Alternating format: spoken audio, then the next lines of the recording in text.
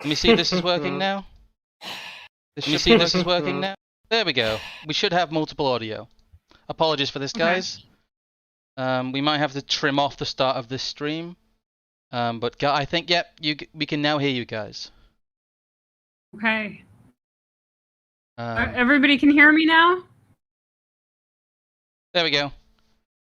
I imagine people can hear you because I can see the desktop audio going up. Yep, there we go. Now we can hear you. I'm sorry about that. All right. When I come back, Evelyn, I'll show you exactly. I know exactly what you've done wrong there. All right, I guess we start over from the beginning. My apologies. It seems we've had some audio error from the desktop audio side, but we should now. Should now be able to get this working. What I will try and do then, I'll try and move around some of my windows because I've had to basically live reset up the stream on my end. So there may be some slight hiccups and some slight weirdness, reconfiguring things on this end, but it should be okay. You should now be able to hear. But anyway, reintroduction. Hello guys. Sorry about the tech issues at the beginning of the stream. We do have our guest today, PhilosophiCat, who is here.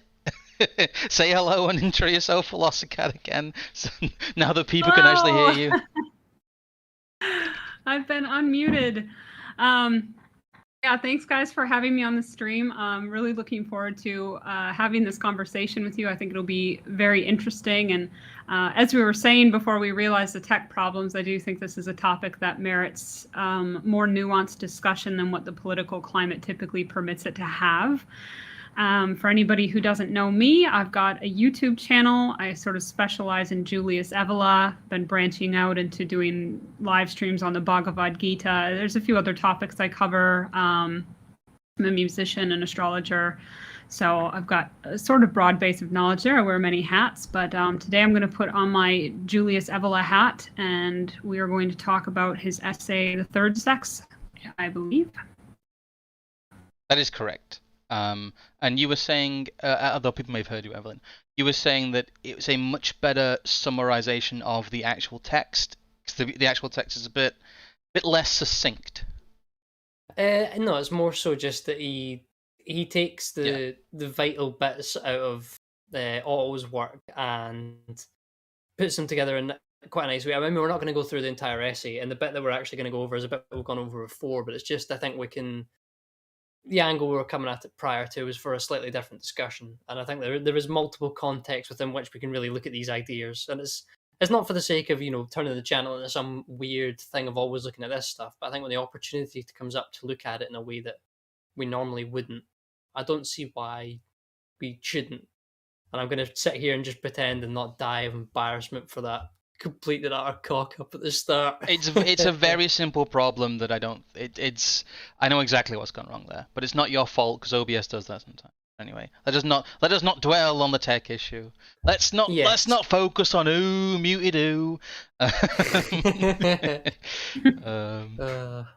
yeah, shall we quickly get into some of the subject matter then? Yeah, I suppose. I mean, where do we really start? I don't know if we want to start with the little source I've got from Otto. I think I've got two actually from him, and it's just to briefly sort of go over his concept of what as I sort of said in the failed intro, the ideals of male and female that we talk about and we try and think about in the abstract, and the actual sort of dimorphically sexuated individuals that exist in the real world. Yes, I will very quick and dirty drag us a little desktop window here so we can see these sources. Sorry guys, I'm like live switching right now, but wait, tell you what, I can also send you the... I think one thing that people need to be aware of is that this concept of like intermediate sexualities actually long predates progressive politics. The third sex itself is it's a 19th century term for homosexuals, and later came to include a number of different LGBT types. I think it was Edward Carpenter that published a book called Sexual Inversion in of the very early 20th century, and he followed this kind of third sex model that had been established by the sexologists at that time, and he considered homosexual men as women trapped in men's bodies and vice versa. And so we're already seeing like this origin of like the more than two genders, this idea that there's an intermediate sex. But even before that, in Plato's Symposium, Aristophanes is talking about how this myth of the hermaphrodite, how modern day humans are two halves of ancestral composite individuals who were essentially hermaphroditic, and they became insolent, and so Zeus punished them by splitting the masculine and the feminine halves apart. And so erotic love is basically each of these halves trying to recover its primordial state by finding and reuniting with their lost half.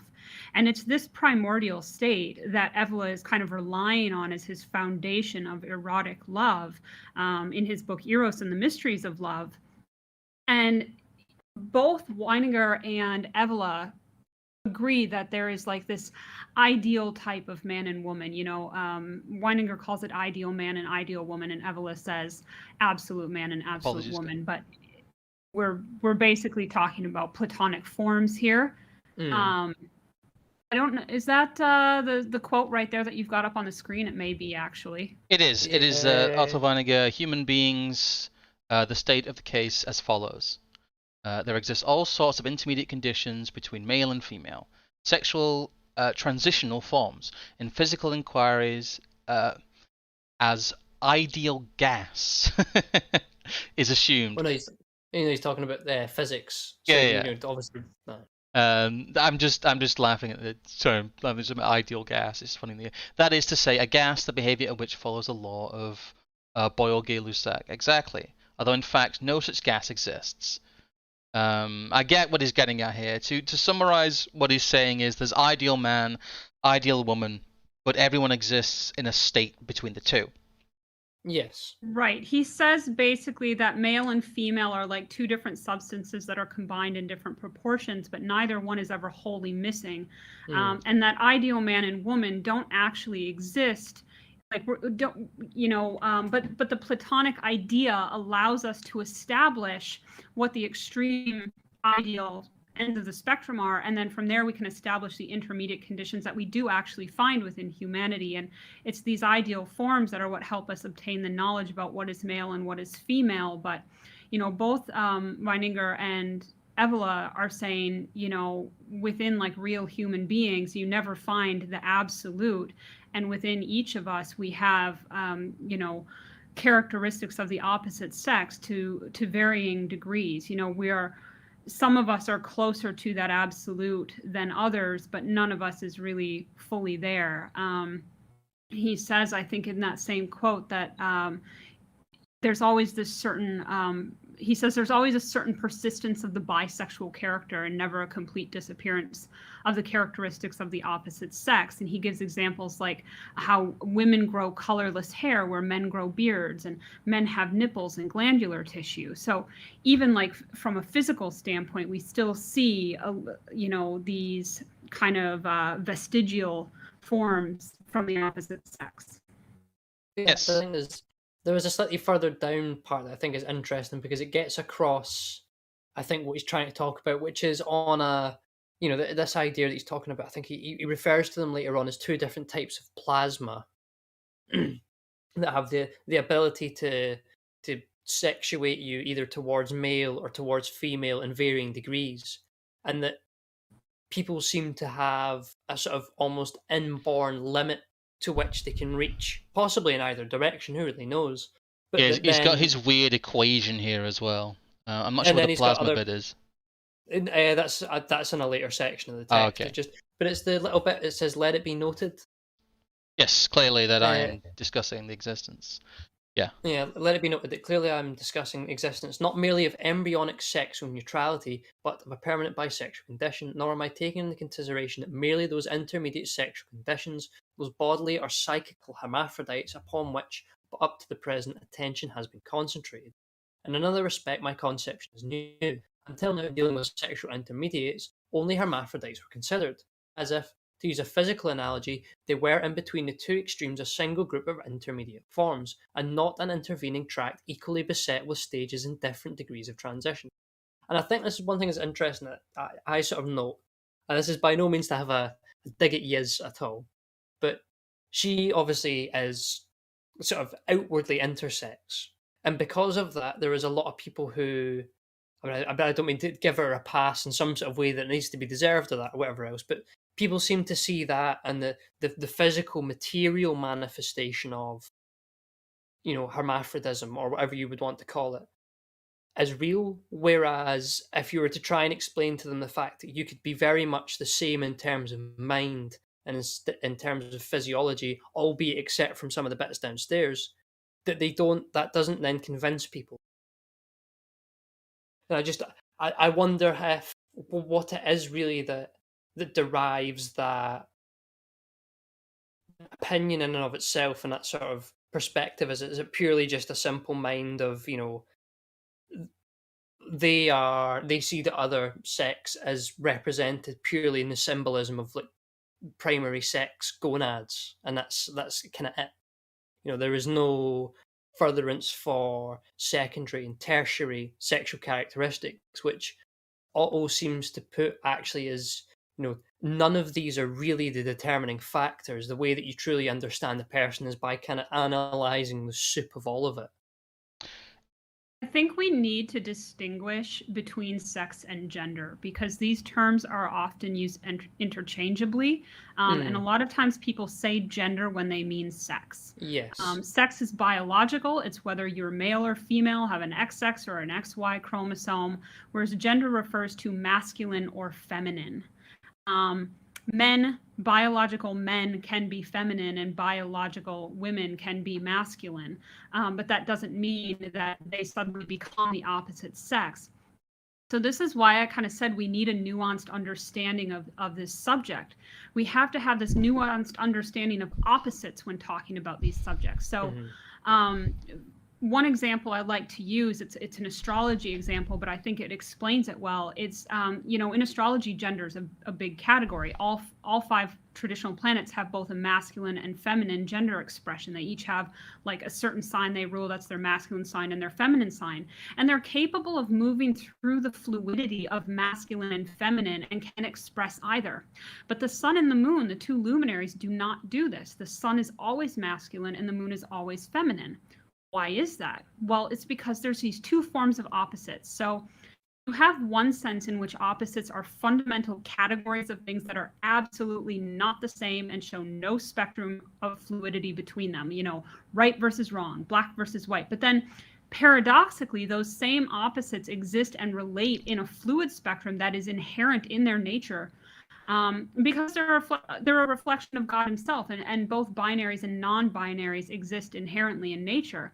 So while white and black may be fundamentally opposite to each other, they relate through a spectrum of grays. Yeah. And we need a sense in which categories are fundamentally dual and binary in order for there to also exist a simultaneous way in which they are not dual and binary. So this is why Evola and Weininger are both talking about these categories of like absolute man and absolute woman, even though they don't necessarily exist physically in that way.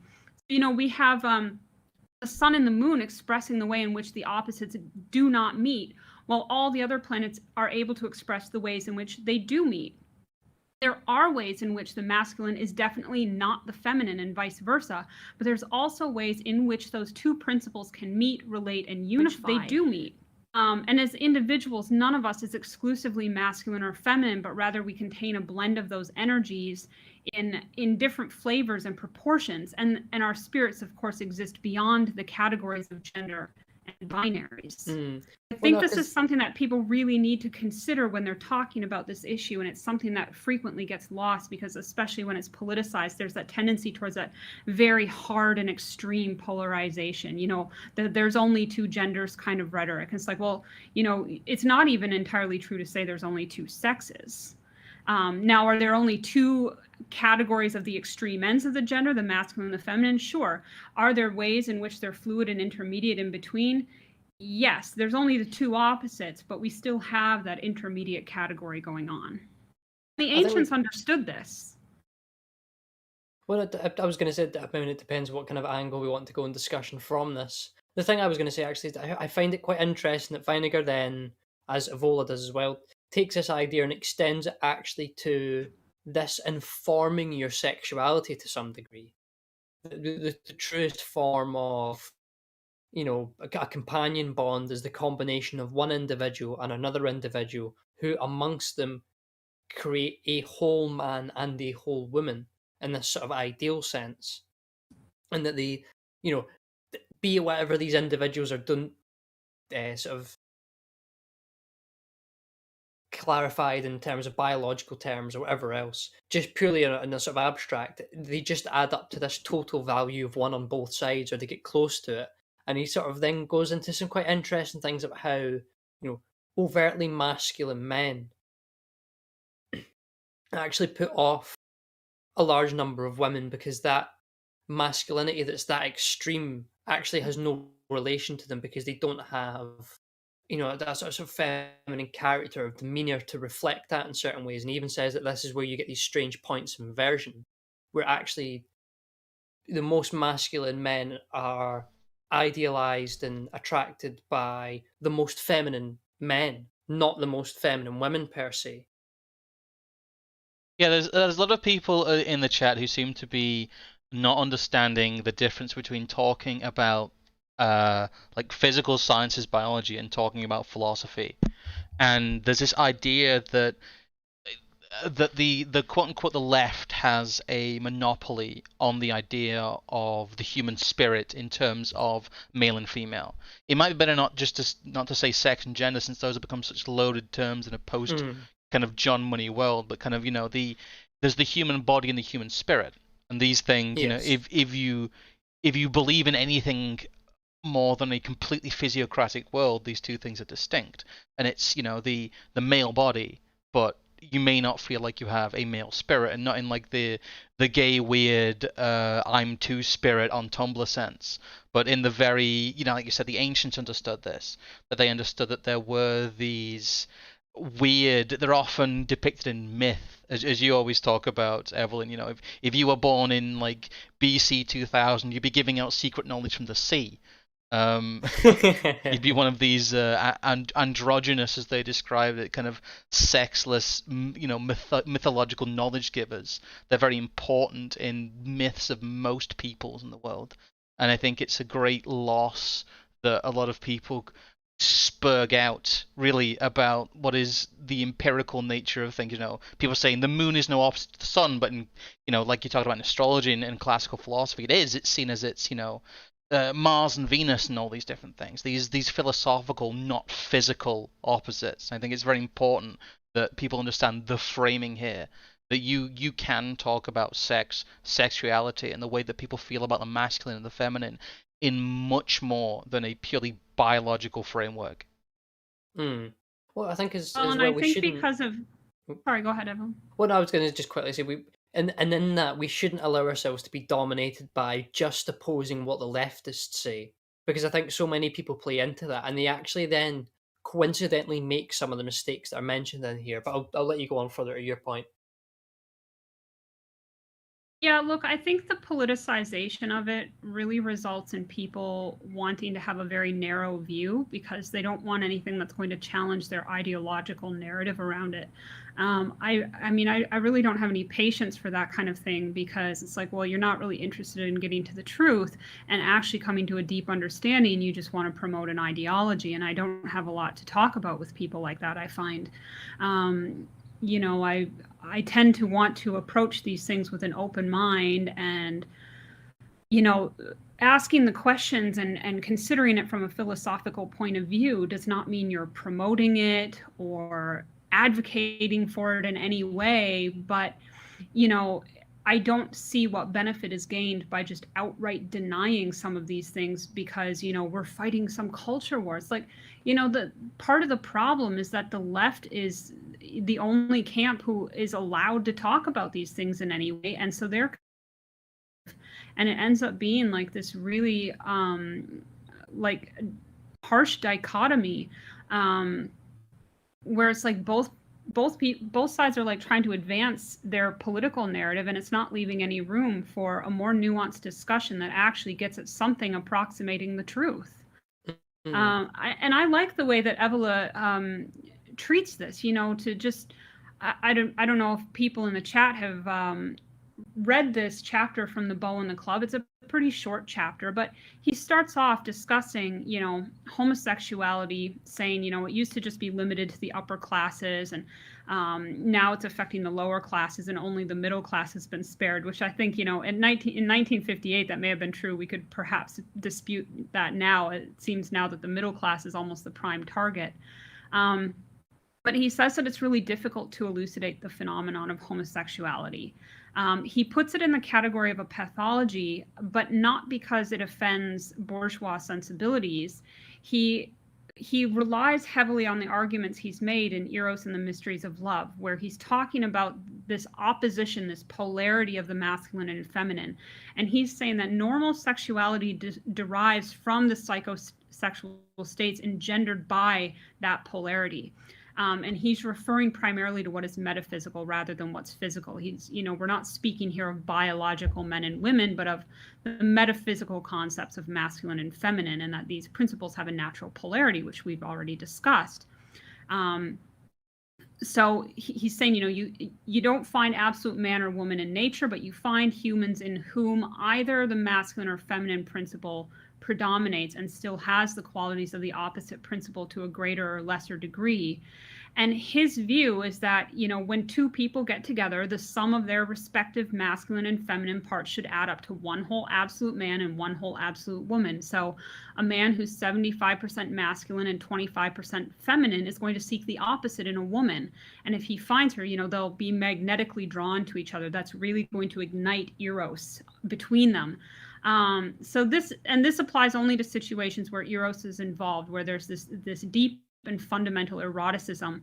But he says it does not apply in cases where, you know, this sort of kind of modern love and sexuality that's been very degraded and watered down, that's just kind of an expression of bourgeois sentimentality. And he does allow for the fact that homosexuality could be the natural product of two people whose sex is not strongly differentiated. So, for example, he gives is 55% masculine and 45% feminine, or vice versa. You know, you're really close to that 50% mark. And so he says that these poorly differentiated sexuations, as he calls them, could be associated with this concept of the third sex, but that these are really extreme cases.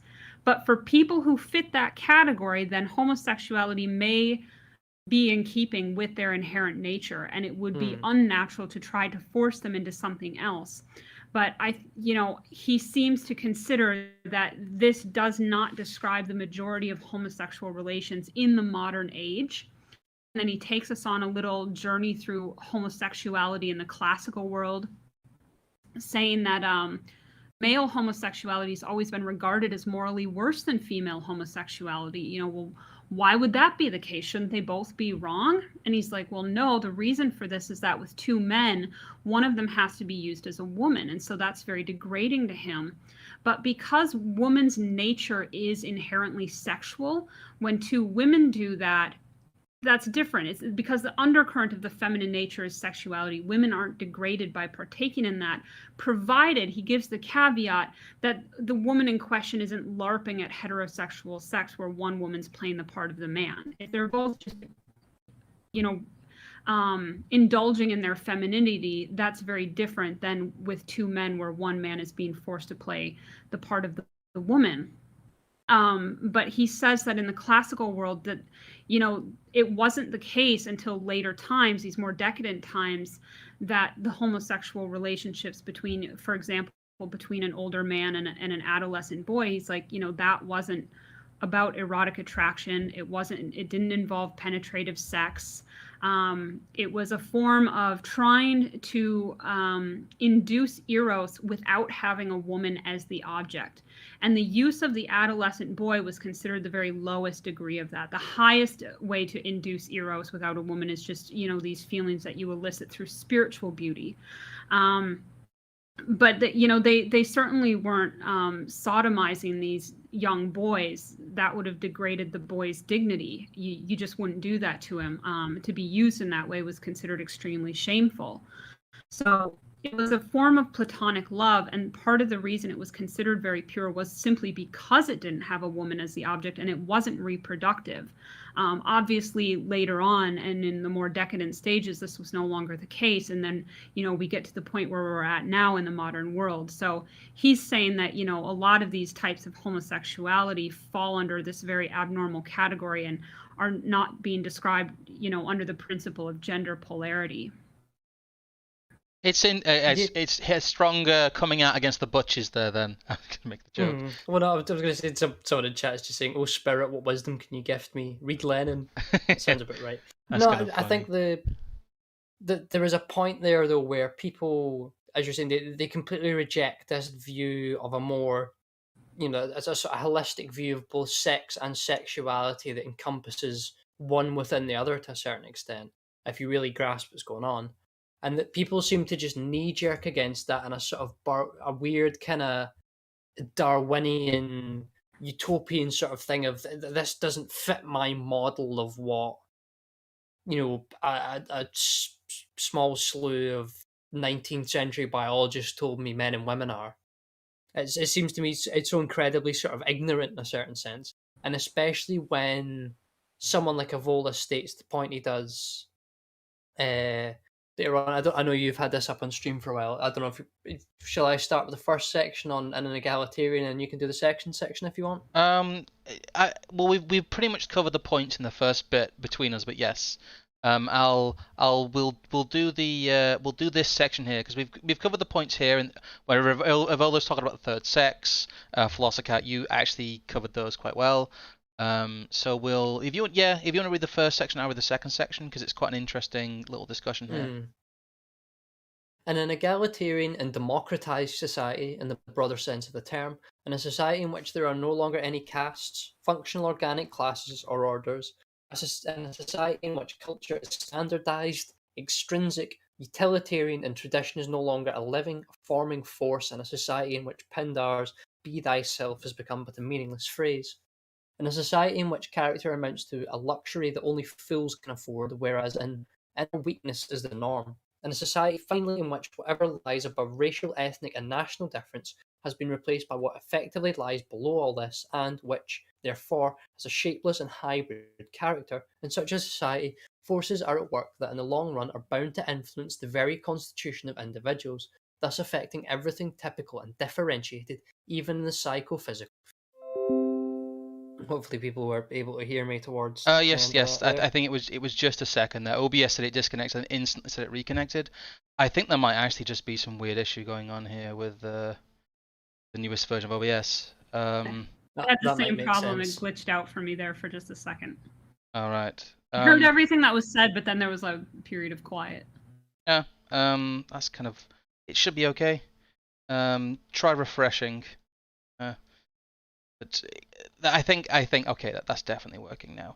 Apologies, guys. We are having some technical issues, but we are soldiering on through. I'll read the second part here.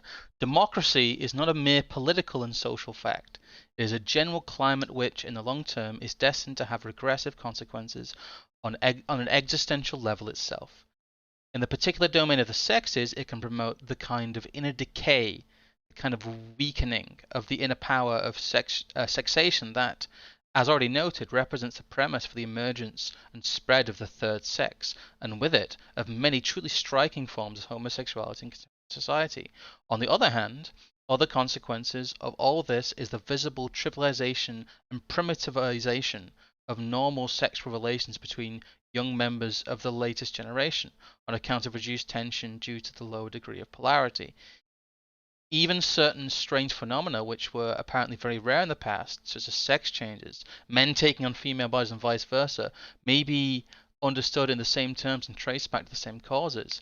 It is, though in today's general climate, that potentialities of the opposite gender contained within each of us acquired an exceptional possibility of resurfacing and activating itself on account of the weakening of the central force, which even biologically defines one's type to the point of replacing and changing the sex one was born with. How oddly prophetic. That's oh no, it's the Evolian time machine now. It's interesting that we've got that. I'm just checking that's the end of the quote there. Because it relatively accurately describes some of the stuff we've been experiencing. The kind of the depolarizing and desexing in some ways of society with the crumbling of certain structures. And it's not him coming out and admonishing these people and saying these people are disgusting and blaming them and raging at them, really. He's very much extolling that these people are almost like not a natural product, but an inevitable product of this environment. Well, I think as well.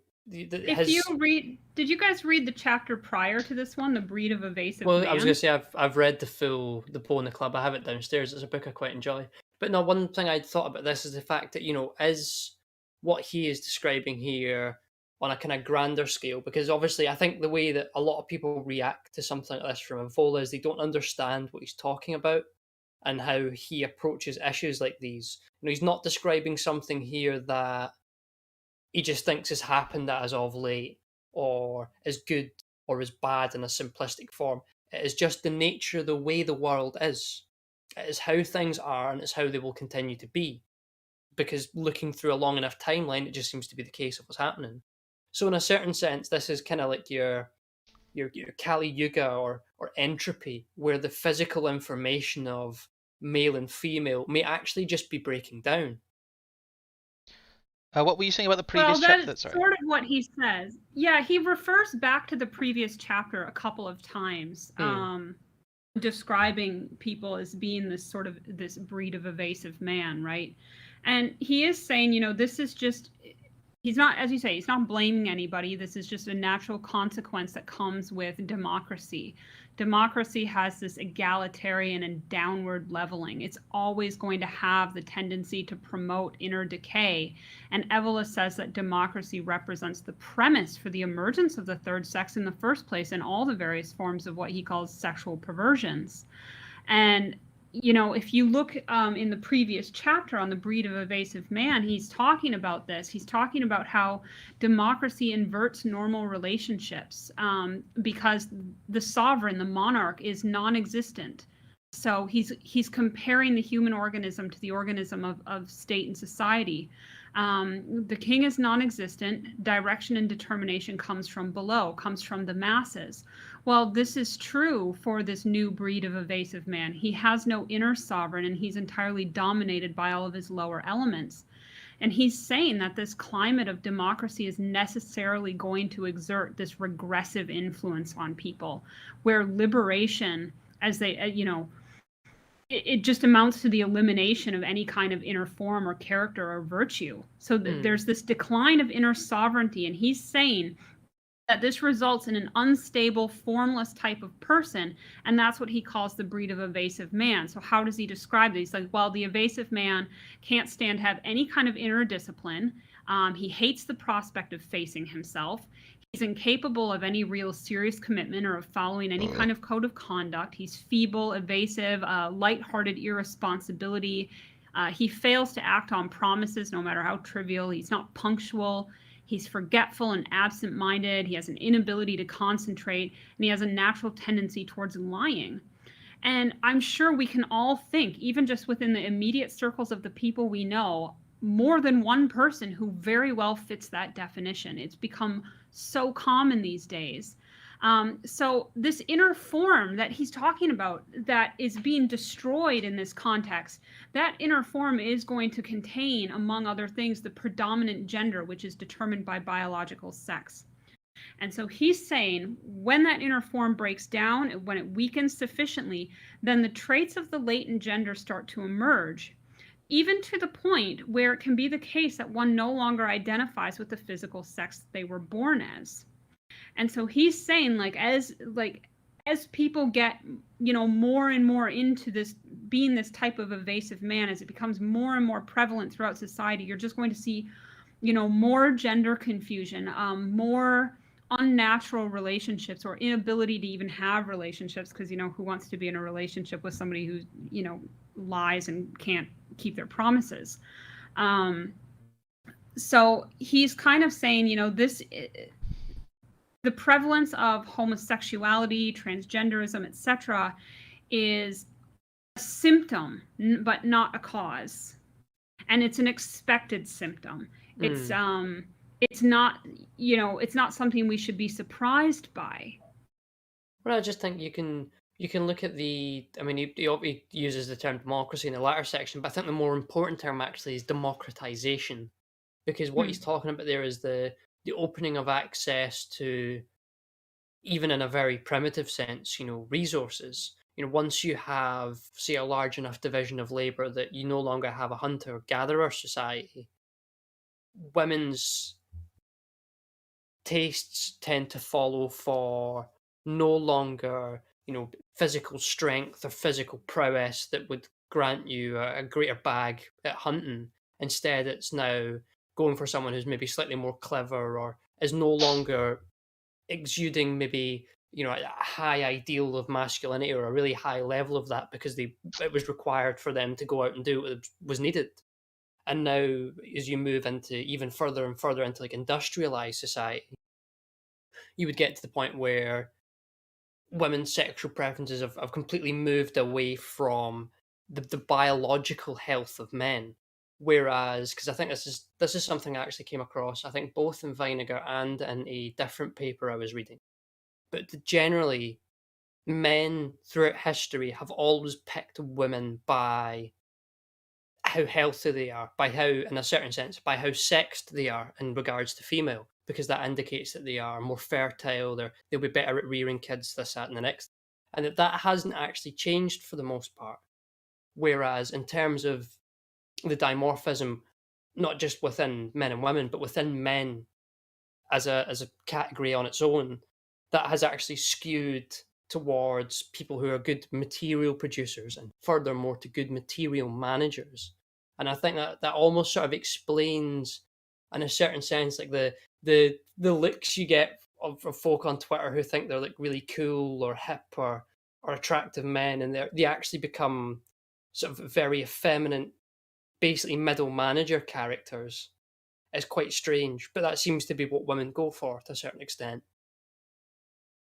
Well, I think when you start to have this breakdown of the gender polarity and you get men becoming more feminized and women becoming more masculinized, you know, it becomes very difficult to find somebody with whom you can add up to the sum of, you know, one absolute man and one absolute woman that doesn't almost involve a complete gender reversal. It's almost like we're nearing the stage where the polarity is about to flip even.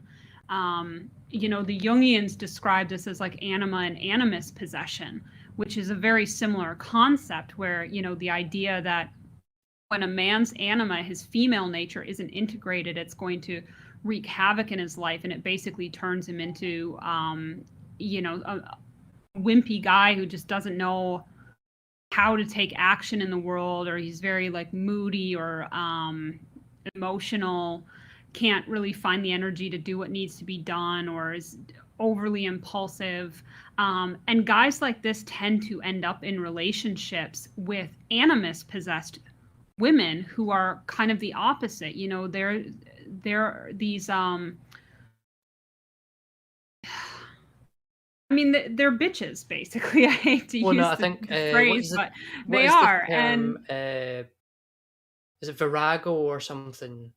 Sort of the term. But basically, like you're talking about sort of like the shrew, sort of big framed women who are essentially going to mother. They're also called animus hounds. Like they're these oh no. They have a really unhealthy relationship with their own femininity, and so they end up being very vulnerable to being animus possessed. They tend to have very negative images about femininity, very highly critical of other women. And they're just like, they can be like these bossy, they're the girl bosses. They're the corporate I'm trying to bitches. find the image. There's this great stereotypical image of like the tiny soy jack male and the big framed, kind of overweight, very aggressive, very domineering, very controlling woman. Like the modern kind of weird couple dynamic, which is really what you're talking about, and I cannot find this meme anywhere. With the men who are like anima possessed, they tend to be the quintessential male feminist, right? They have a really unhealthy relationship with their own masculinity.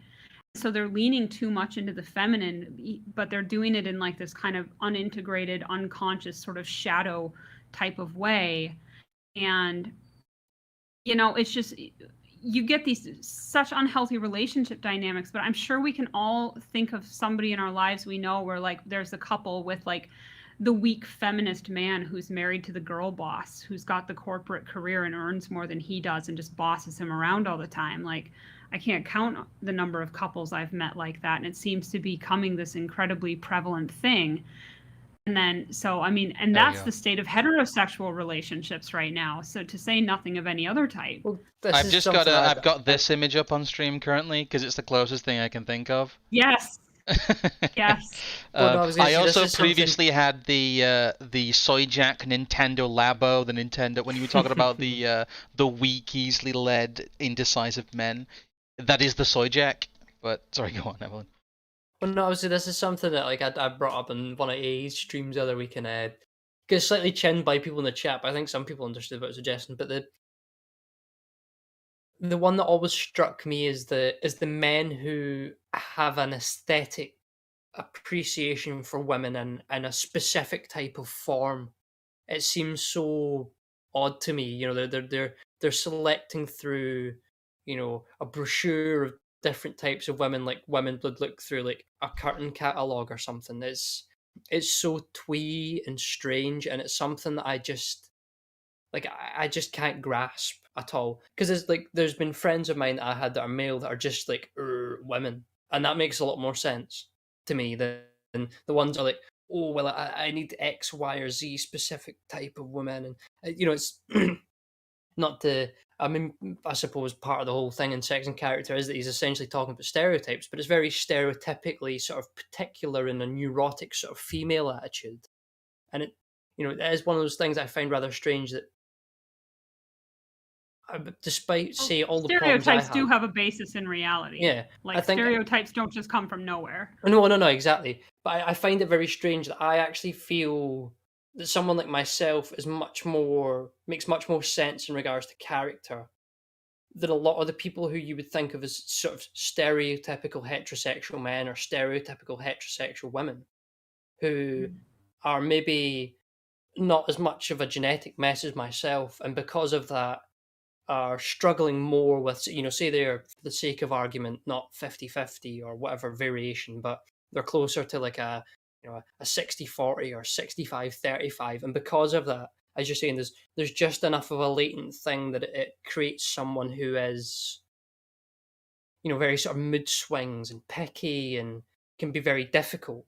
And I think that would work for either end. I think furthermore there's an interesting thing in Vinegar as well, where he goes on to talk about how many of the people who are geniuses of different periods vary in regards to either being highly sexuated towards their own sort of biological character, or actually varying heavily the other way. I mean, he talks at one period about how you can look at a lot of the great European composers with all, for the most part, very sort of feminine and sort of dandy kind of men, and then you have, I think the sort of other thing that he talks about as an example of that is the sort of women's liberation movements and women's emancipation movements, and that the men who were composers were in a certain sense trying to appreciate beauty in a way that, or just try and sort of exemplify and express beauty in a way that women would, maybe with their form or with just their being in general, and that they're trying to do that through an art form because they couldn't otherwise, and that vice versa. Feminists are women who are trying to express their own sort of a masculine want to conquer and essentially be imperial. Mm-hmm. I found that a very interesting. Art in general is like, art is inherently Venusian. It's inherently feminine. So there has to, because you can't, a man has to be somewhat in touch with his feminine side in order to produce good art, like art that's actually aesthetically pleasing and that instills like a sense of beauty and wonder in those who partake of it, as opposed to, a lot of modern art, which is really just for shock value. But when we're talking about real art that's meant to be beautiful, you really have to be able to channel something feminine in order to create that.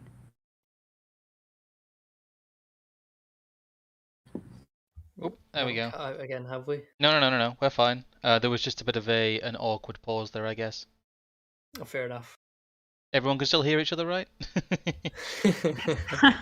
Everyone's getting paranoid now. It's the tech issue thing.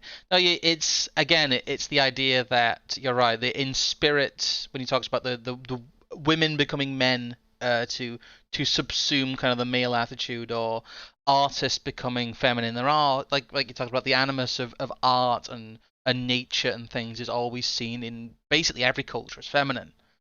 It's seen as and that's not to say that artists are feminine. No. A very masculine, you can still be a very masculine man with a healthy sense of beauty, but it's just that, you've successfully managed to integrate that feminine part of you, and not allow it to be a destructive force, but instead a creative force.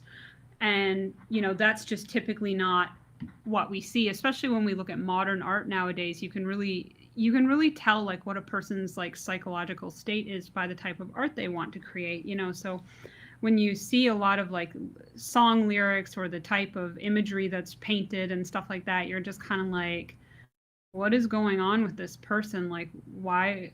Like, they tend to be really like depressing, low vibe themes, and it's really rare now to see any kind of art that's like very spiritually beautiful or inspiring in any way. So I think, we're seeing this case. It's just another case of like that unhealthy relationship with the feminine. And it's like, both men and women have an unhealthy relationship with the feminine as well as with the masculine. Like it's, and you especially see this maybe to the extreme among like the typical homosexuals, where like, the lesbians really, really hate men, and the gays really, really hate women, despite the fact that they're both kind of LARPing as the opposite sex. And it's like, could you get a more like caricatured example of anima and animus possession? And it's almost like I have wondered if it's the case where it's just such a strong case of like an anima or animus possession that's causing this outward homosexual expression, but perhaps they're not, like, from a sexual standpoint, from an erotic standpoint, not actually homosexual. But it's just a case of this extreme and irrational rejection of the opposite gender within them. I also think part of it is jealousy. There's probably a great degree of jealousy when somebody kind of wants to fill that female role in a social way, but somebody does it naturally. You get a lot of that with what's referred to as the good old-fashioned troon rage, where you get people who are failing to fill that role when they want to. It's probably a combination of both the things, but I don't think a lot of people, again, the discussion of like the animus of the man and woman is very far removed from the discussion that, again, some people seem to be insisting on having in the chat occasionally. But it is a worthwhile thing. What is going on in the chat? Oh my gosh. It's fine. It's a little bit better than it was. Some of you guys are doing okay there, but yes, anima and anime are related words. For those saying, it sounds, I don't know, sounds kind of gay to me. That's a pretty good comment. I forgot to shill, honestly, but we do have a link down below to the Streamlabs if you guys want to send questions and stuff to us. I will make sure we're not echoing when I quickly click on this, but yeah, we do have I forgot to the normal YouTubey stuff since we ended up getting the mute at the beginning, but we are actually monetized as well, just to do the normal shilling. That does help the metrics of the channel. I know it's kind of gay YouTube stuff, but that is true. What I currently have on screen, by the way, is possibly the worst piece of modern art that I can think of, which is Tracy Emin's Unmade Bed. It is literally an unmade bed put in an art museum. It's not even like it's like the blank canvas called Take the Money and Run. It's not even vaguely Yeah. clever. It's just a grotesque, unmade bed as an artistic statement. But yeah. Sorry, I'll let you get back to your point there. I just thought I'd go through some of the stuff that was lopped off the front of the stream. Yeah, look, I think maybe we need to just clarify. People in the chat seem to be having a difficult time understanding like just the metaphysical concepts of masculine and feminine as separate from biological man and biological woman. I feel like we explain that relatively well. I'm not really sure what to say to people who still don't get it. They're just do my not gonna best, get it. but That's the point. it's just what we do is we continue to talk about it in more and more abstract and complex forms until they get annoyed. It's a common thing, right? Like you see this all the time, and it really hinders discussion of these kinds of topics because people get locked into this, and you do tend to find, I would say it tends to be more prevalent among men than women, but like this kind of prickliness around the suggestion that a man could have anything feminine about him and this total rejection of that. And it's like, dude, you are putting yourself at great risk of anima possession if you are not already. Like, it's just the idea that in order to be a manly man, you have to reject everything feminine and saying like, oh, art is definitely not feminine. It's like, yes, it is. It's everything that's Venusian, everything related to beauty is inherently feminine. That doesn't mean only women partake in it. It means that men who are, can integrate that in a healthy way can produce really beautiful art as well. But it's still taking something of that metaphysical feminine principle. What I was going to say, there's some of the chat that seems to be like, well, there's no epistemological justification for it. It's just like, well, epistemology is not what we're doing here. And even then, I don't think you're quite right with that claim. No, the issue is that people want to do biology when you're doing philosophy, and they can't separate the two. One thing I want to consider, though, is that the claim is always bandied about by similar people who happen to have the opinions you were discussing previously, that I can understand what they're saying in some parts, that like the LGBT agenda is part of transhumanism because it's about changing yourself. But in that very same vein, their attitudes about, well, let's just eradicate any and all non-ideal males and non-ideal females or people who believe in those things. Is that's that same sort of want to change thing.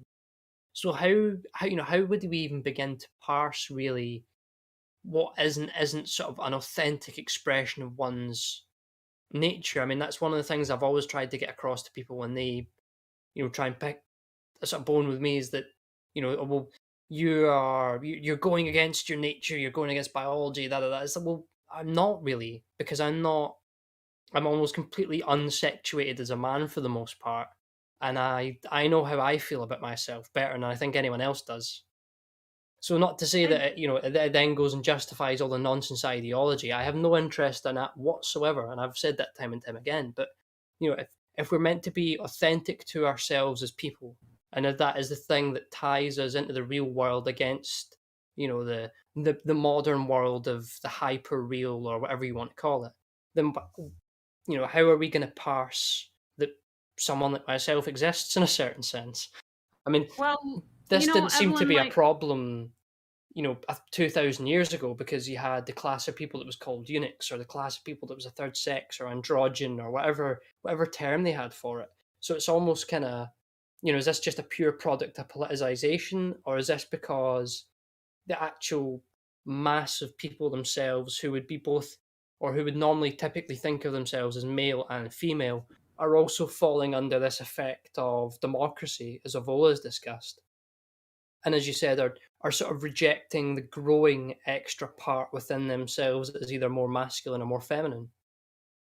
Well, the way I would answer that, and I don't know your personal story. I wouldn't presume to guess at that or to make assumptions about why you've made the decisions you've made and what's prompted them. But to speak from a very broad and general perspective, one thing that people really need to keep in mind is that living in line with your nature has very little to do with what you do to your body necessarily. Like, your body is just the way that your atoms are temporarily arranged in this material existence, but you exist eternally outside of that, beyond that.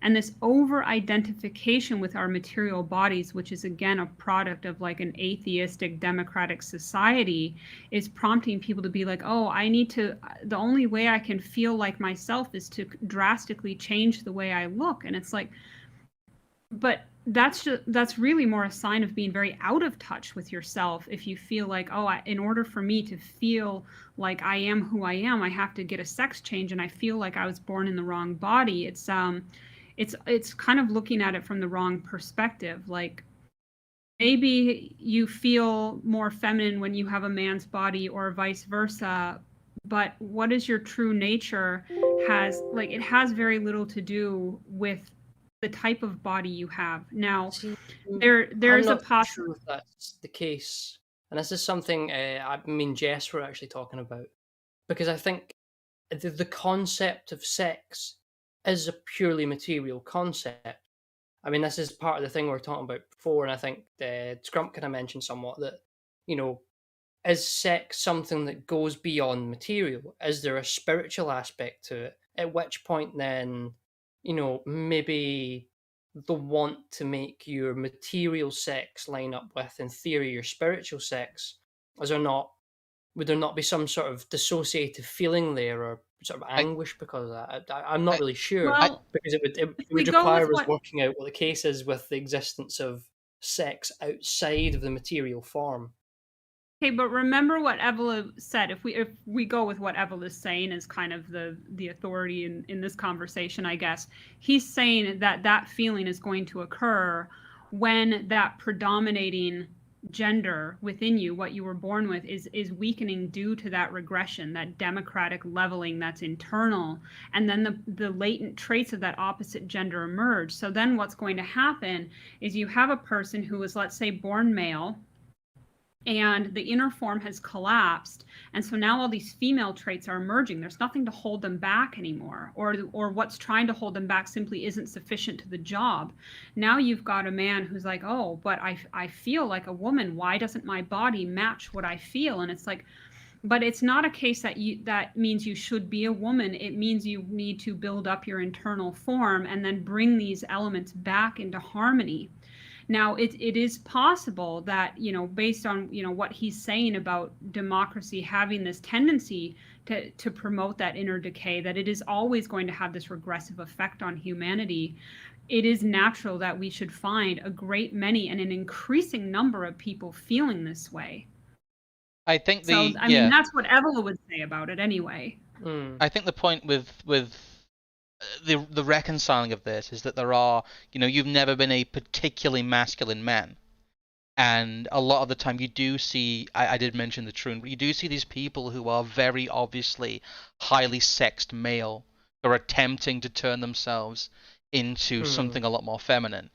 It seems that most people who start from more of a quote unquote genuine, in terms of maybe biological standpoint on this, are always very extremely effeminate men, and they have those very effeminate aspects about them to begin with. See, this brings us all the way back round to the sort of idea of the intermediate form, though. If we are an intermediate form to some degree, then again, how does this interplay with how you are on a sort of either spiritual or subconscious level, whatever you want to describe the higher self from the sort of lower form self, but I mean, it's something that I'm asking about, because again, we as a sort of people who engage in material probably haven't really done the thinking we need to on it. So I'm just more interested really in asking the questions.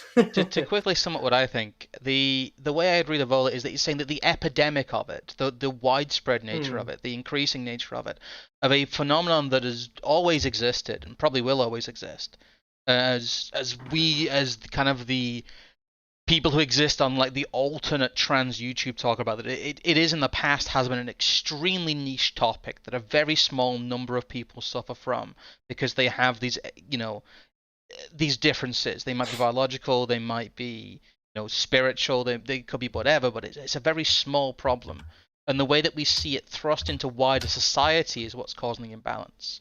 And the decay of that, and the idea that we have this increasing and the spread of the third sex. He's not saying it's emerging because of this. He's saying it's spreading because of this. It's a phenomenon that's being amplified rather than being created by it. Anyway, that's my two cents. The third sex. You guys are getting laid more than twice. I mean, to just kind of take a step back and look at this from a more spiritual perspective, right? Everybody's like, well, I want my body to match what's inside me, and who am I really? Like, everybody has these questions about their identity. It's not a new thing for people to ask themselves, well, who am I really? And what tends to happen, the mistake that people always make, is they attach their identity to material things. For example, if I say, well, who am I? Well, I'm Kat, and I'm a woman, and I have blonde hair, and I'm a singer, and I love cats, and I have a lip balm addiction. Like, all of these are things that are extraneous, and they're not really me. The question I would then have to say is like, well, who am I if I take away all of these things? Can I describe myself without reference to anything material? And most people's answer to that is no. They have no idea who they are if you strip all that away. And in fact, doing so is a very scary prospect for them, because what most people will find is that actually there's nothing left to them if they strip that away. They've put so much effort into identifying with material things that they've completely neglected their higher self. Now, what you tend to find when you start investing in getting to know your higher self, and then that's what you become identified with rather than the material aspects of your body and the rest of your life, then you can kind of have an equanimity with your material circumstances, with your body. I mean, I'm not in some ways the most feminine woman. I have very overdeveloped masculine traits in some ways. That doesn't, in the past, I guess I would say, like, when I was younger, I probably suffered from a lot of like the classic Animus possession symptoms. I did have that really unhealthy relationship with my femininity as a result. And I was just like, I never questioned like if I was in the wrong body or the wrong gender, but I was very rejecting of the feminine. And I was like, oh, I'm not like other girls. And I was very critical of any of that. And I didn't want to do anything that seemed girly. And I was just like, I only wanted to hang out with other guys, not because I like wanted sexual attention. I just wanted to be considered one of the guys. And while it didn't enter into my head that, oh, maybe I'm transgender, because that wasn't a thing back then, really, I still felt like my place was with the guys. And in hindsight, looking at that, I'm like, well, I did have this very unhealthy relationship with my feminine side. And it was something that I only brought back into balance by first recognizing that it was a problem, and then second, really actively working to bring out that feminine side and to integrate it a little bit more. And it's like, well, the masculine side of me, I'm always going to be more masculine than the average woman in some ways, probably. Like, it's just who I am. It's just a quality that I was born with. The intellectualism is a very masculine type of activity, as opposed to like the more feeling side that's feminine, right? So it's kind of like, well, I like that about me. I don't want to get rid of that. Like, I consider that an asset. But at the same time, my ability to use my intellect effectively is actually being hindered by the fact that I'm not bringing into balance the more feeling side of myself. So, I mean, I don't know how you feel about that, Evelyn, how that might kind of play into your own story and the way that you view things or not. But I put it out there for just a little bit of perspective, I guess. Well, no, it's weird when you say that, because I mean, it's obviously maybe obvious that I either carry over a similar trait of that kind of, the intellectualism of actually wanting to engage with ideas and think of the abstract, which, as you said, is an explicitly male thing. And I don't feel dissociative when I engage in activity like that. But I think there are things that, when I was a child that I did, I felt sort of a dissociative kind of thought or sort of feeling around them, because and in some sort of deeper sense, it didn't feel right.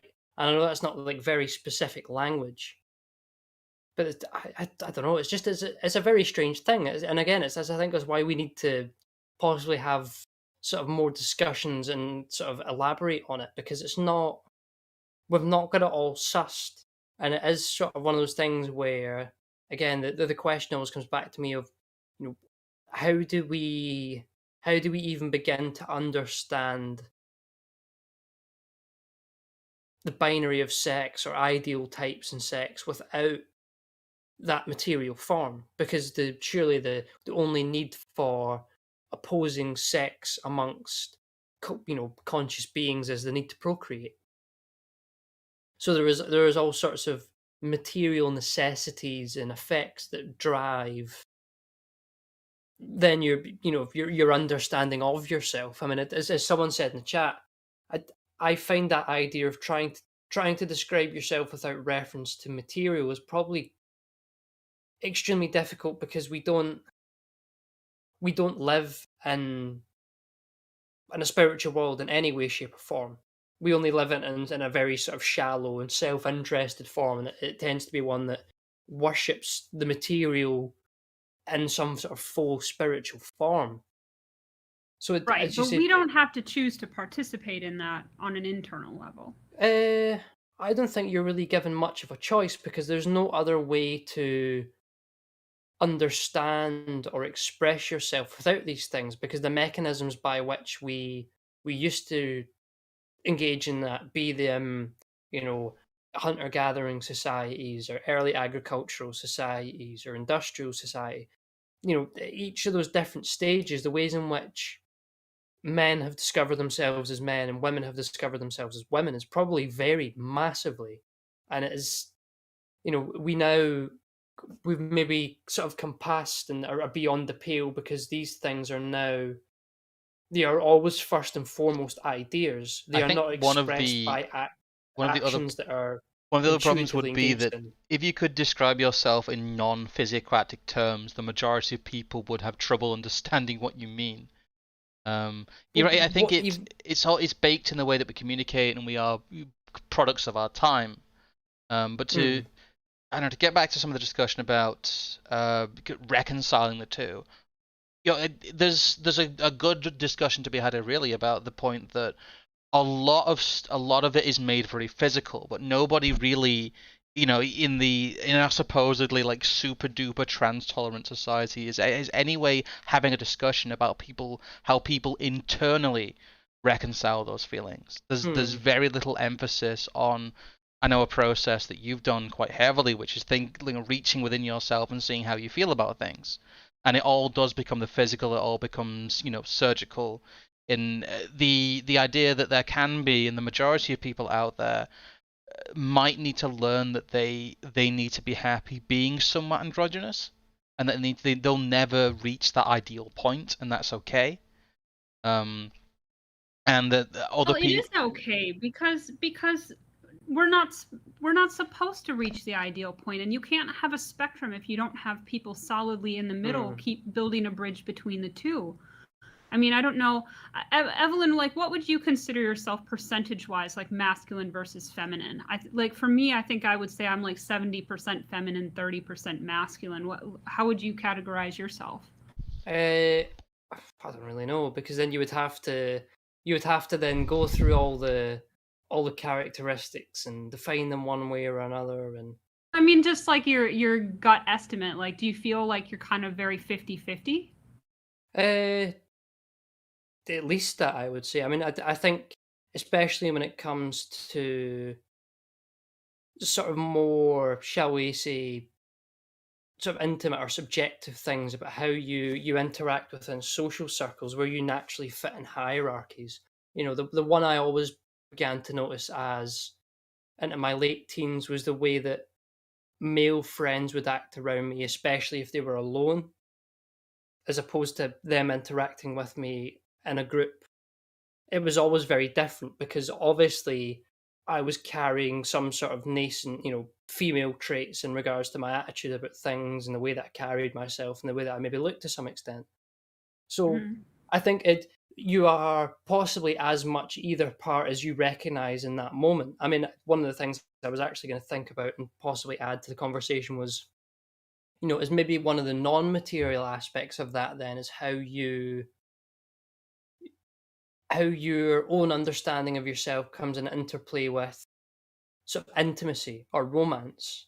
And that, you were said before, this idea of the homosexuality in Evola, where someone is forced to play the position of the woman. Well, what if they're not forced? What if they're happy to do it because that's where they feel their place is? Right. And then I think the question Evola would ask is, do you feel that's your place because of the collapsing of the inner form that would otherwise have masculine traits at the forefront? And is it because those masculine traits have collapsed that the feminine has become predominant? Or is it the case of what he's talking about where you actually are just, very undifferentiated? There's a kind of this even balance of masculine or feminine, or maybe even tending more towards the feminine naturally. So I guess the question is that really your natural and inherent state? Or is it due to the collapse of that inner form that he's talking about? Because he's kind of giving two different categories here. Yeah, well, that's what I'm saying. I don't think I ever had that inner form to rely on, if that makes sense. So I think I've always been in a position of, I think probably a very high level of neutrality. And that can be seen in a number of places in regards to things I've discovered from the doctors in regards to bone density and all sorts of developmental problems. So it very much makes sense. And it comes back. It could even be a combination of the two, right? Like it could be that you were born as, like, say, 55% masculine, 45% feminine, and then due to the environment of the modern world that you've been raised in, the inner form of the masculine also then started to collapse too, and it was never particularly strong to begin with. So there could be like this interplay of both of these factors. I don't think it necessarily has to be an either or, like he's describing it. I would actually imagine that in practice that there probably is an overlap between the two cases that he's describing. Shall we say the other way I've always sort of seen it is, if I was a hairy-chested big bloke and I went in the pub and I did all sorts of big blokey things, the last thing I would really want to be grouped in is an understanding of man that also includes someone like myself. Yes, but those men tend to have really unhealthy attitudes towards their own inner feminine, and it's really funny because there's so many of these like men who are like, going around saying men, like they're just, beating their chest about their manhood, but then they're like the quickest to throw a temper tantrum. And it's just like they have no control over their emotions. If they are closer to the ideal type, and that's the thing they idolize. Everyone exists on the spectrum, but the vast majority of people look towards the types. Then yes, but then I don't see why they would feel threatened by that, because a man who's approaching, the state of absolute man is secure in himself, and there's no reason to feel threatened by somebody who's on a different part of the spectrum. Then it's kind of like, well, why are they reacting so strongly? And in many cases it is projection. I think what Evelyn means is that in terms of like masculinity, in terms of defining masculinity, that if you go by this binary man, man is man, woman is woman, there's nothing in between, that you can definitely see that there are manly men and effeminate men. These things exist, and they very, very clearly exist. You can see that, one man is a lot more effeminate than another man, even without all the trappings of the modern world. Even without, the medicalization of it, for example. I think that's kind of what you're getting at, that the idea of all biological men inherently being masculine and any non-masculine traits in them being abhorrent would be bizarre to someone who is actually masculine, because they can understand that there is such a thing as a more feminine man. Right, but let's keep in mind that one of Evola's premises, which he doesn't go into too much in this essay, but goes into extensively in Eros and the Mysteries of Love, is this concept of this primordial unity between masculine and feminine, that they were once combined in the same principle, and it was, and they became split, right? So he says, erotic love is about seeking that unity again, right? So what I found, and this maybe echoes a little bit what somebody said in the comments, Samantha Swordflame said, I've found that in transitioning male to female, I've also had to learn what it means to be a man. It's hard to convey to anyone else. Well, when I was going through the process of trying to come to terms and make peace with my femininity and integrate that in a healthier way, and then put the masculine aspects of myself back into proper balance, what I found was that I got to a place where I really no longer cared what other people thought of me.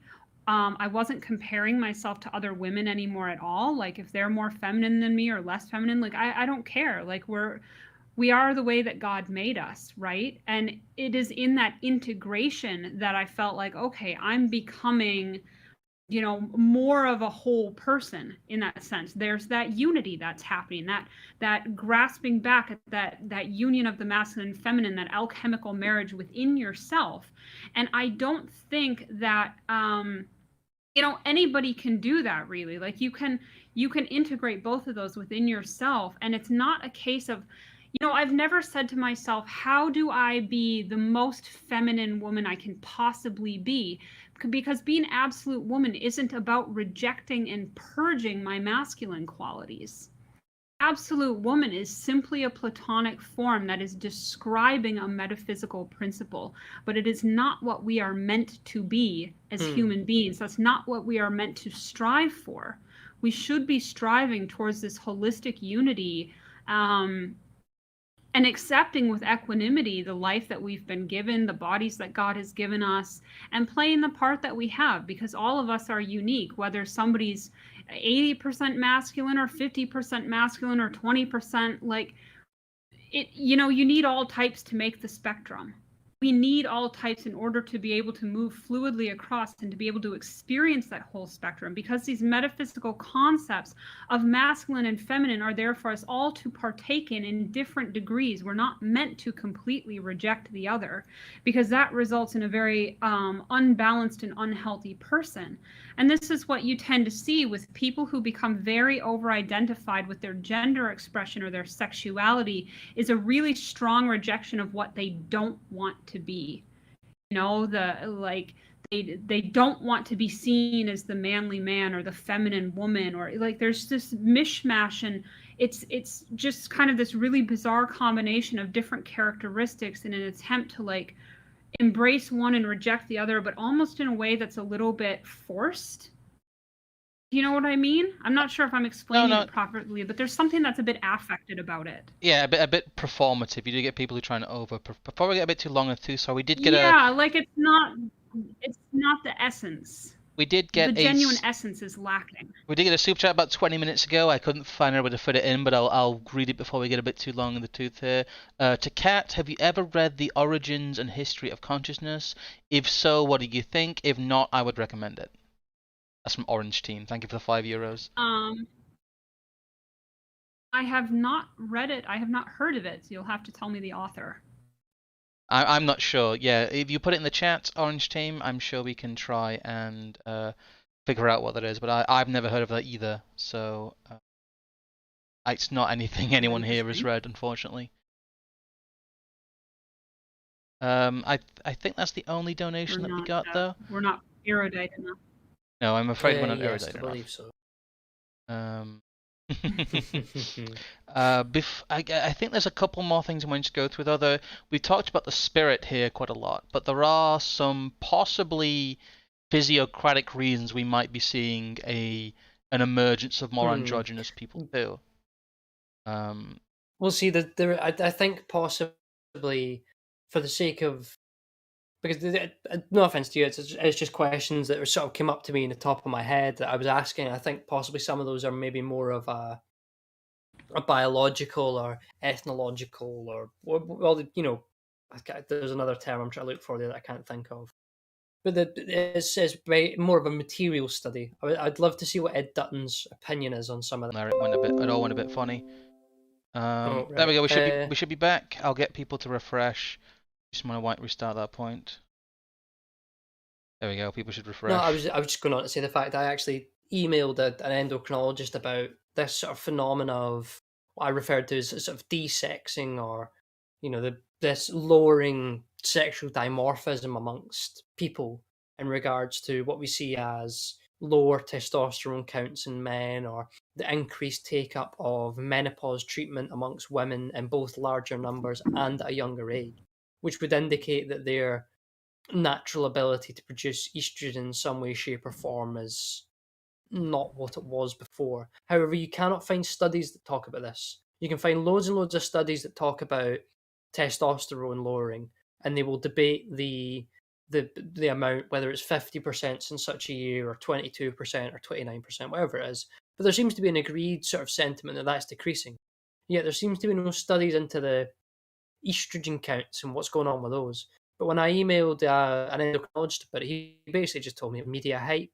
So I think, Scrump, you've taken that as an opportunity to possibly suggest that there might be some forbidden science that might be Yeah. required to There actually doesn't uncover what's going on with this there stuff. doesn't appear to be any studies that debunk it. It just seems that an area that hasn't been studied, but there's a lot of anecdotal evidence. I know there was the famous case where some BuzzFeed journalists got their T count taken, and it was like beyond abnormally low.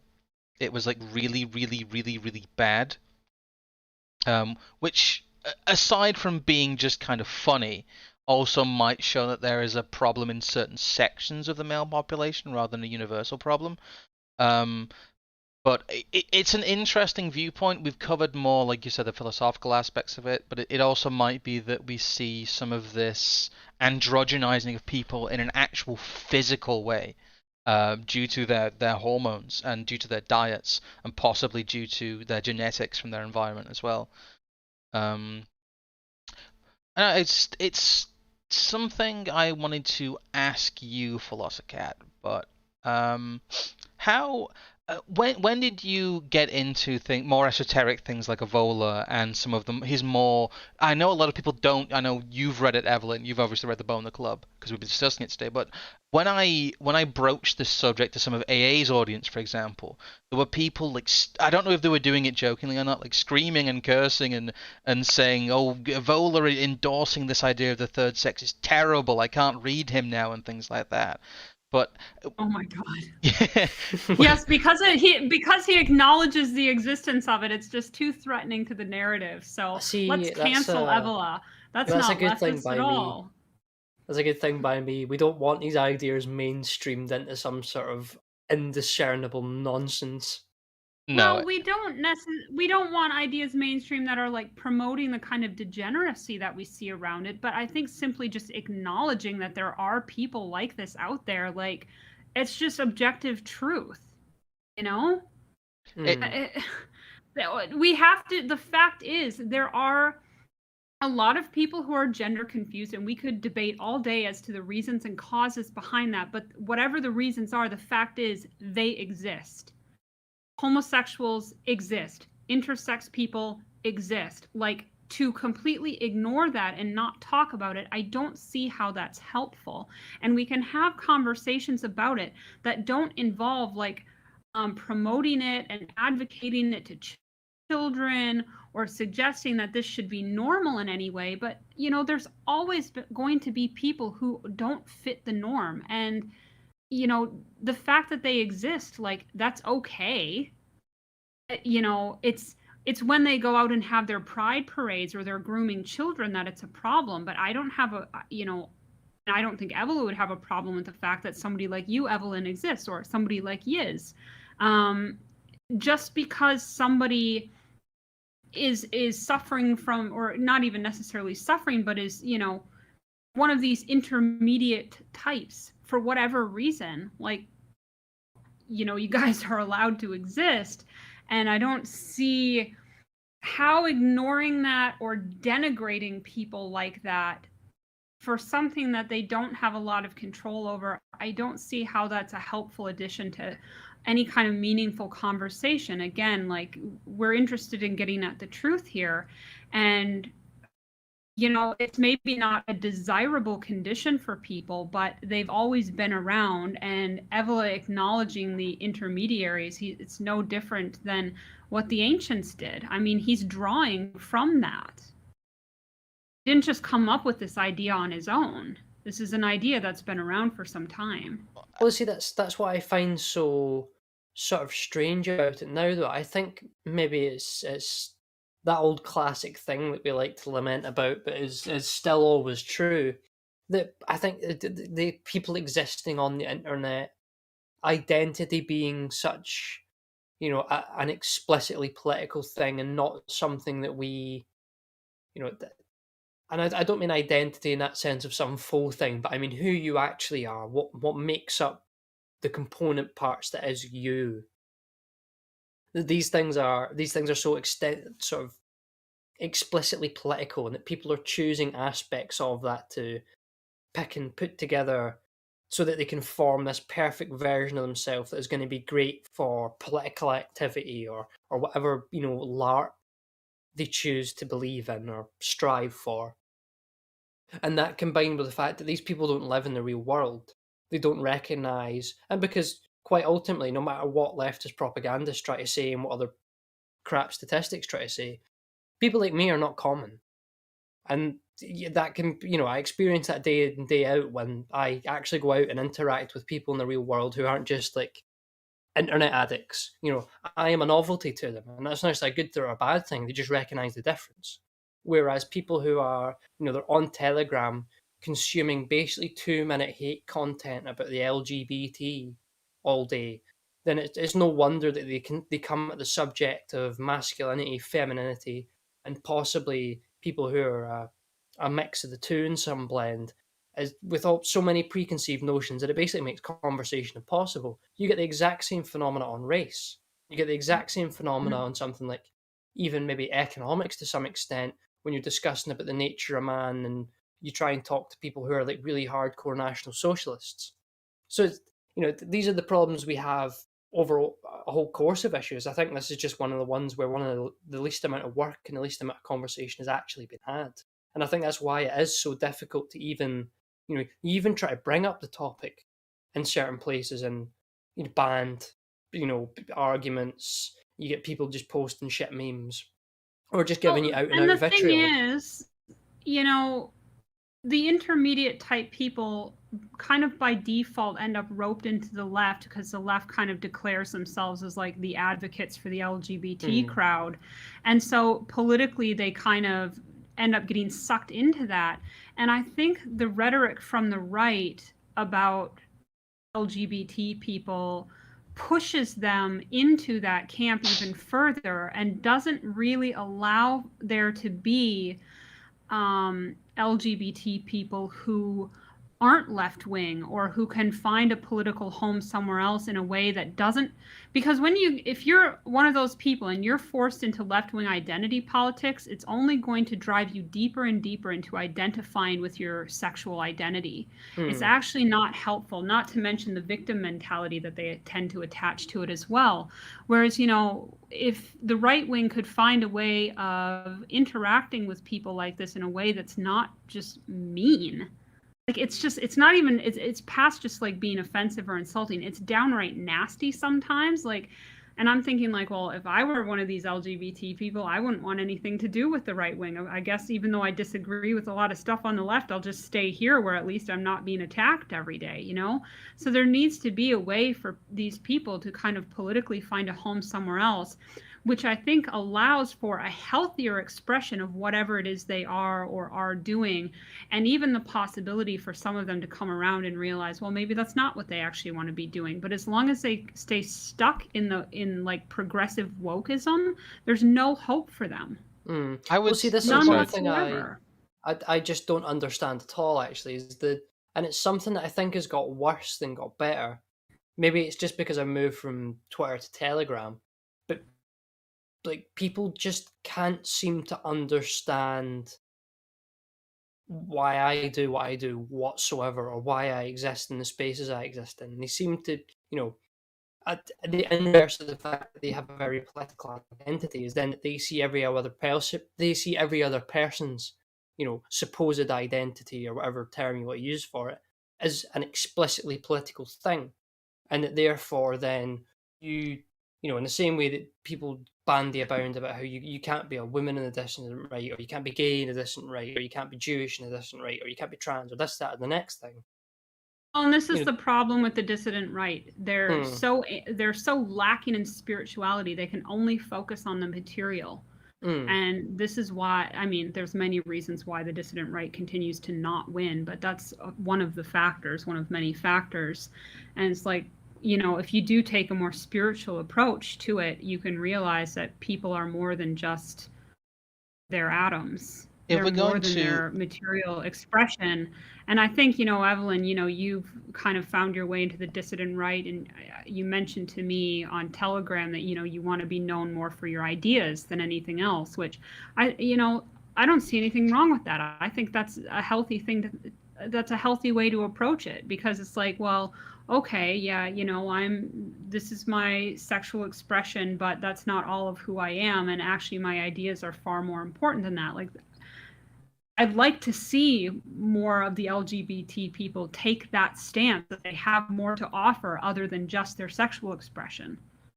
If these people, really were kind of the students of people like Evola that they claim to be, that even if you read what he says here, that these people are a product of a fallen world, you can really only ever treat these people with sympathy. This is not their fault. They are a product of this environment. They are a product of this democratized environment. They're a product of the modern world. And even if you discount what he's saying in the first part of this, where he's saying that these people do exist, there are these people who have, this androgynous spirit that leads them to be like this naturally, but as things fall apart, this conflict comes into more and more people, which is a phenomenon I agree with, that there is a small amount of people who genuinely are like this inherently, and there's a large amount of people essentially being sucked into that because they have no center within themselves and can't define themselves, and so who they are becomes a lot more fluid than it should be. Turning these people into pariahs is a very bizarre solution, because it really runs counter to what's being said. It runs counter to the causality, that these people aren't causing the conditions. As we said right at the beginning of this, when we read the quote, they are a product of these conditions. So what you're doing is you're having these people subjected to this fallen world that is causing them to be unable to reconcile their identities. And then what you're doing is you're screaming at these people because they've been affected like that. You're essentially screaming at people because they've been victimized by the modern world, as probably Evola would express it. And you're right, I don't understand, even if you do take this view that these people are disgusting to you, that they should be pitiable rather than the vitriolic rage that you get. I do not understand it. These people, the only conclusion that I reach is that these people have not read the literature and they do not understand the ideas, because what they are saying really does run counter to both the letter and the spirit of it. I have a theory on that. Evola, first of all, was a very spiritual man himself. I don't think anybody can deny that. And it allows him to write with a certain detachment about these things and just state these things very matter-of-factly. But when we're dealing with a large number of people on the dissident right, for whom their ideology is the only bulwark against despair and nihilism, it's this higher purpose that they've latched onto, and they essentially treat it as if it's a religion. But many of them are not spiritual at all. They're functionally atheists, even the ones who profess to believe in God. Their belief in God isn't really translating into a spiritual chrism within themselves. And so they end up doing the purity spiraling, and they have to have people to react against. And the game continues. It has to continue. They're constantly attached to outcomes from this game that they're playing, because they're not spiritual people. And if they were, like what I found, because I used to be like that myself in my younger days, and in hindsight, I can kind of look back and be like, yeah, I had a lot of hatred and contempt in my heart for people that I considered to be like the enemy. And in many cases for things that, people, they're just born that way or they couldn't help it, or they're just pitiable creatures of the Kali Yuga. It's not really their fault kind of thing, right? And as I've grown in my own spirituality and been able to have a more detached view of that and not be addicted to the political game, I feel like I can step back and look at it much in the way that Evola does. And so many of the people in the dissident right, even if they have, as you say, read the literature, they're not understanding it or integrating it because they're not spiritual people. Which isn't to say that spirituality suddenly makes you want to tolerate all kinds of degeneracy. It doesn't, but it puts you in a frame of mind that you can see things for what they are, and you don't have to necessarily get upset about it. You don't have to have like this strong knee-jerk reaction to it. I was going to say, it gives you a much more holistic appreciation for all the different variations of God's creatures, as it were. Shall we read this last super chat and then possibly wrap up, seeing as we're getting close to 10 o'clock here? Yeah, we can do. Again, apologies for the technical issues. Apologies, PhilosophiCat, for you being muted for the beginning of this stream. We usually do a lot better than this. We've had some really, really bad luck, I think, with all kinds of stuff today. So those of you encountering it for the first time today, this is not our usual flow on stream, and I will be editing this a little bit on the back end to get rid of some of the slightly rougher spots where we've had to repeat ourselves. But yeah, yes.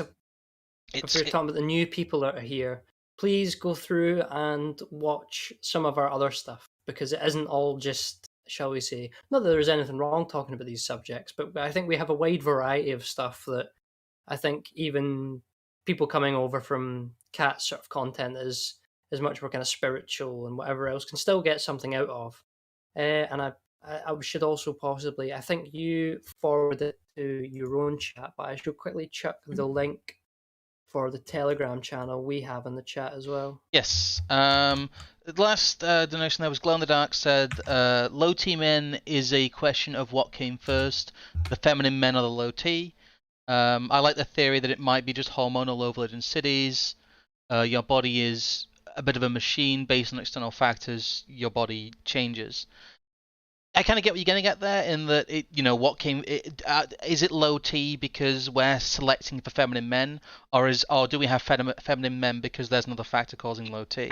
But there doesn't seem to be any real studies on this. Like you said, it seems to be a verboten area of biological study.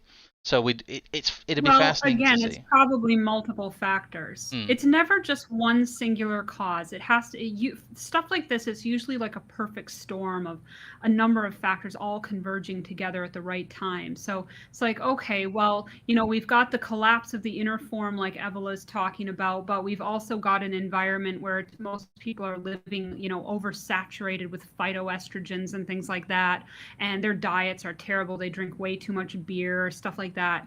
So it's going to be like a combination. But I have to say, like, I went through a period of time where I was like just really trying to just balance my hormones naturally. I had a lot of problems, and I found as I did that and I got them all back into the levels they're supposed to be, like, I just like felt so much better, like as a person, not just physically, but like I just mentally felt a lot better as well.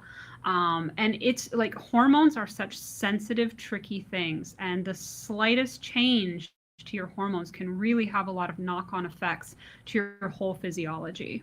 Yeah, just imagine having absolutely none for 20 years.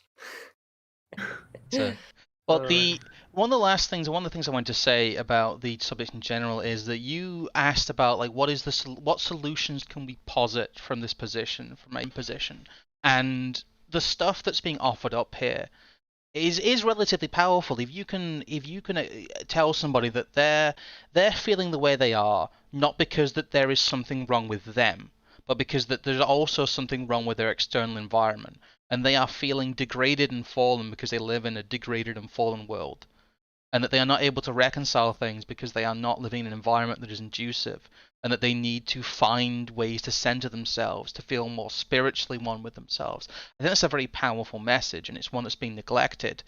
If you were able to reach out to, say, members of the trans community and say, look, we think we understand why you're suffering, and these people aren't giving you correct solutions because they can't help you enrich your spirit, and they can't help you, be much more at peace with both yourself and the world in a way that people have been for thousands of years. I think it's a huge missed opportunity, and it's something that would be relatively easy to do if people would just quit taking the low hanging fruit, and as as we might talk about later, tilting at rainbows, I call it. Yes. But that's probably a wider discussion for another time. Is there anything that you want to? I know we've linked your YouTube channel, but is there anything you want to promote or say before we close out here, then, PhilosophiCat? I guess if you're new to my stuff, go check out my channel, check out the Revolt series. We should have a new episode of that coming out fairly soon after a year-long hiatus. Should have some new music coming out probably at some point as well. You can check out my website, astrologicat.com, which is just astrology stuff. I don't have a website for the PhilosophiCat stuff. I'm on Telegram, is usually, where you'll find me hanging out. So yeah, that's pretty much everything I've got. Okay, I've got your channel up on screen right now. We will be streaming again on Thursday. We will have our regular Thursday stream back. We missed it last week because of the long bank holiday. Again, thank you guys for bearing with us during the technical issues. I will be, like I said, editing this in the back end, so those people on the VOD probably won't have experienced much of this, and they'll be wondering what the hell we're talking about. It's for it's the rich and unique experience that people get as live viewers. Yes, it is. It's a wide tapestry, but well, we're closing up as well. I will say thank you once again to Kat for coming on. I hope. I suppose there's probably all sorts of future things we can probably think of, discuss, because I quite like the weird interplay of different views of what's going on. It's a lot different from, I think, from the discussions people would typically listen to in our sphere. So maybe yes. there is a niche for the slightly either weirdly spiritual or esoteric or slightly out of left field topics, and I'm glad some people in chat seem to enjoy it as well. Oh, I like weird. I'm good with weird. That's same. we like weird here. It's when the going gets tough, the tough get weird. Or I don't remember the 100 Townsend quote, but thank you guys for what. No, it's when the going gets weird, the weird go weird. Pro. That's it. Yeah. So that might be what's happening here. But thank you guys for watching. Again, thank you to PhilosophiCat, and thank you to Evelyn for organizing this stream. Again, this is technically Evelyn's show, and we'll hopefully have a few less issues when we see you on Thursday. Oh, goodbye. Goodbye. Thanks, guys. Oof, there we go.